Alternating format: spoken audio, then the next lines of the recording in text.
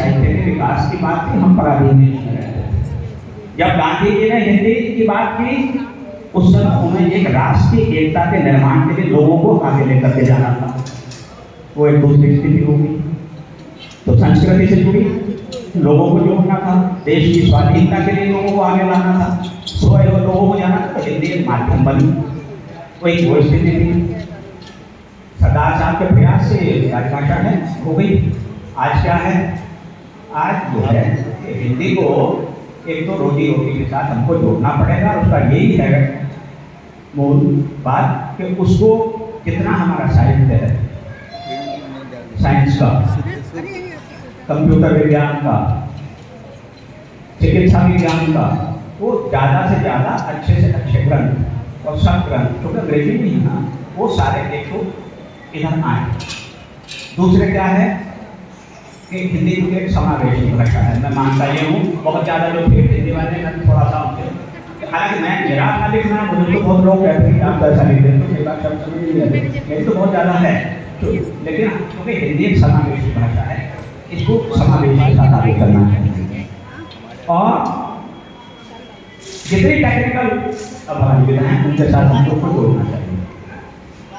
मैं समझता हूँ कि जितना तो वो मजबूरी नहीं, लेकिन अगर वो विधाओं के साथ जुड़ेंगे तो मैं समझता हूँ कि स्वाभाविक है और लोग यहाँ जुड़ेंगे, इसके साथ जुड़ेंगे तो ये स्वीकार्य होगी, और स्वीकार्य होगी तो राजभाषा से राष्ट्रभाषा बनने में परेशानी नहीं होगी। लेकिन हम उसमें ये नहीं करें कि भाई हमारी सर्वोच्च नहीं, हिंदी को एक बड़ी बहन के रूप में भूमिका का निर्वहन करना पड़ेगा। वो कर रहे हैं तो हमारे साहित्यकारों का है, हमारे छोटे मेरे जैसे छोटे का भी विकसित जैसे पड़ेगा, तो समावेशी हो, सबको साथ लेकर के चलने वाली हो, और ये आम जीवन के साथ जुड़े।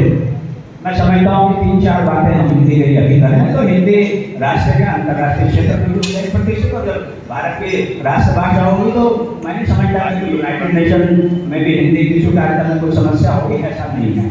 और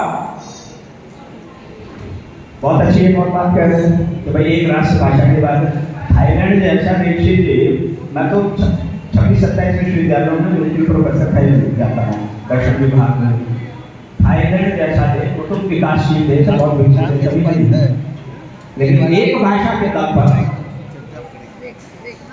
बहुत ज़्यादा विकसित कर, तो एक हमारी उन्नति का शब्द है। तो इन बातों को समझते और मैं समझता हूँ इस तरह के जो आयोजन हैं हमारे, ये इस दिशा में कोई आगे बढ़े हैं और हमारा दिशा निर्देशन करें तो मैं समझता हूँ विशेष तौर पर जाऊँ। और एक ये है कि भाई थोड़ा सा जो हमारा इस तरह में से चर्चा कर रहा था उसकी भी एक आवश्यकता है। अब आप ये देखो कि हिंदी के विकास के चरण में जो आप 1000 से लेते हैं, बहुत बड़े हमारे शुभदीप जैसे महान हिंदी साहित्यकार का इतिहास में लिखा है, देखा है, तो एक स्तर से जो बात चली थी उसमें थोड़ा मुझे लगता है गिरावट है, क्योंकि आज ऐसा कोई स्तंभ भी न्यूज़पेपर्स में भी या पत्रिकाओं में भी कोई ऐसा स्तंभ मैं नहीं देख पाता कि धूम मचा रहे। अब से 30, 35, 25 साल पहले भी ऐसी स्थिति है, उससे पहले और अच्छी थी, और उस स्तर में उस लेखन ने बड़ी प्रेरणा दी, और उस प्रेरणा का मैं खासतौर से हिंदी की बात कहता हूँ, देश की स्वाधीनता के संग्राम को बहुत बड़ी गति दी। तो देश आजाद है, देश स्वतंत्र है, लेकिन अभी उन्नति के तो स्तर पर हम हैं ना, आप उस दिशा में भी समर्थ परिस्थितियों की मांग है। तो एक हिंदी के स्तर को मैं समझता हूँ ज़्यादा उन्नत करने की, और जो वो परिस्थितियाँ थी उन परिस्थितियों में परिशोधन करके उन इस परिस्थितियों को आज से परिस्थितियों में ढाल करके हम, मैं समझता हूँ कि इस तरह हिंदी लेखन से देश की समस्याओं के लिए बहुत बड़ा योगदान दे सकते हैं। मैं इसकी थोड़ी कमी महसूस करता हूँ। मैं आभारी हूँ, आपने मुझे अपने मध्य आने का अवसर दिया। बहुत ज़्यादा बात